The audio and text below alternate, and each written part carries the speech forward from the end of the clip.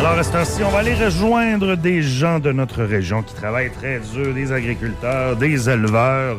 Et d'ailleurs, aujourd'hui, on va s'entretenir avec M. René Roy. Il est éleveur de porc dans le coin de Saint-Jules. M. Roy, bonjour. Bonjour. Vous allez bien? Oui, ça va bien. On a une belle journée aujourd'hui, enneigée encore. Oui, oui. On a eu beaucoup de neige dans les derniers jours. C'est pas fini. Oui, donc ça nous amène du pelletage en masse. Oui, mais j'imagine que vu que ce n'est pas non plus du gros froid actuellement, ça peut être quand même bien, là, justement, pour votre élevage. Quand il fait plus froid, c'est peut-être plus tannant au niveau du chauffage, tout ça? Oui, vous avez totalement raison. Quand il fait froid, ben il faut que surtout les petits porcelets, les porcs, quand ils sont plus gros, ils dégagent beaucoup de chaleur. Mm-hmm. Mais lorsqu'on a des petits porcelets, eux autres, c'est plus frileux, puis il faut s'assurer que la température est toujours constante.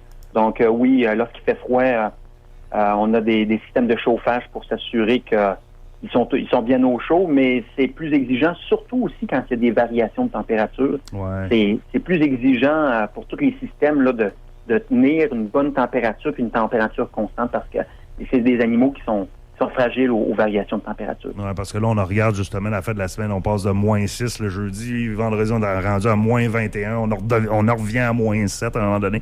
Ça, c'est de la variante de température, c'est pas toujours idéal. Oui, ça, là, pour nous, c'est des défis.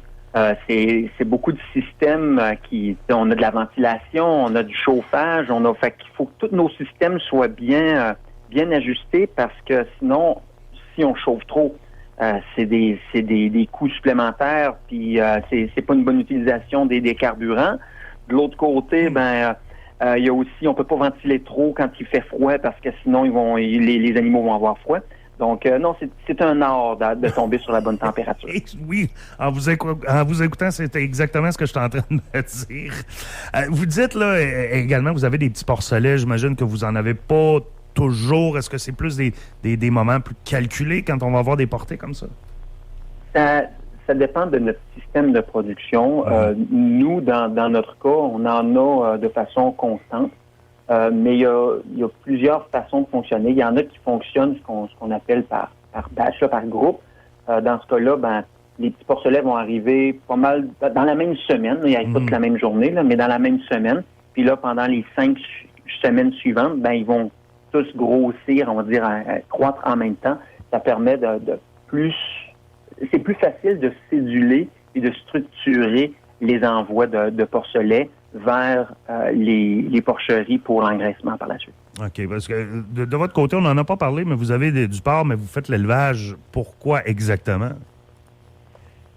J'ai toujours bien aimé le porc. C'est un animal qui est... moi, personnellement, je l'aime beaucoup. C'est un animal qui est plus... puis peut-être je devrais dire, je peux comparer parce qu'on a d'autres élevages sur la ferme, dont du laitier. Puis c'est un animal qui est très curieux et qui est très...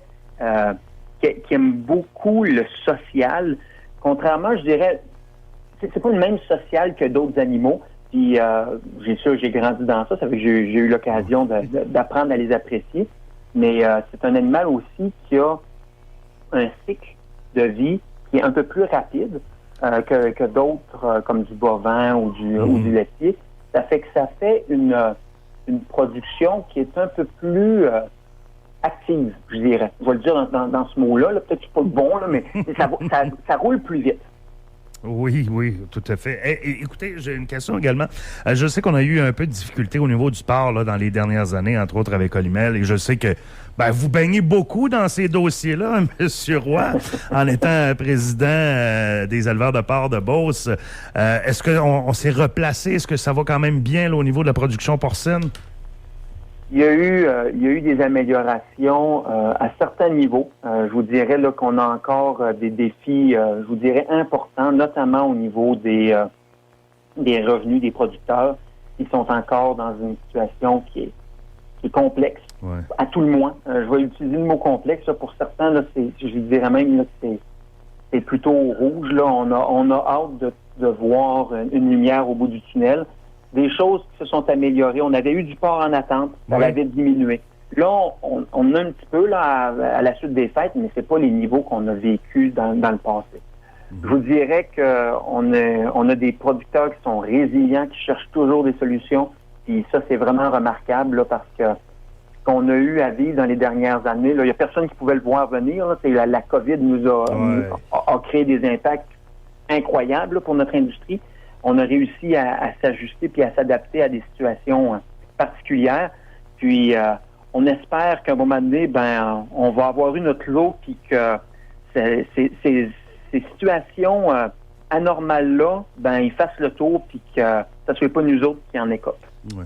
Autrement dit, M. Roy, c'est pas la lumière au bout du tunnel, mais on est quand même sur la bonne voie, là. Je vous dirais qu'au niveau du prix, il y avait eu des concessions de prix qui avaient été faites, des concessions importantes. Ces concessions-là ont été réduites. Donc ça, c'est une bonne nouvelle pour les producteurs. Cependant, à cette période-ci de l'année, c'est annuel, on le sait, là. C'est une période qui est plus creuse au niveau des prix.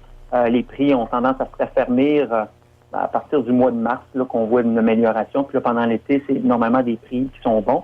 Mais étant donné qu'on n'a pas pu être solide au niveau financier l'été passé à cause de tout ce qui est arrivé, là, aujourd'hui, là, je peux vous dire qu'il y en a qui commencent à avoir hâte là, que la situation se redressisse, là. Oui, il y a des programmes de compensation qui nous donnent un coup de main, mais il n'y a rien de mieux qu'un prix du marché qui représente nos coûts de production. Ouais. Ça, il n'y a pas un producteur que je connais qui dirait quelque chose de différent que ça.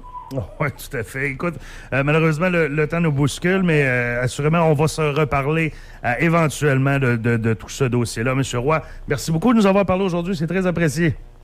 Ça a été un plaisir. Merci. Merci. Au revoir. Au revoir.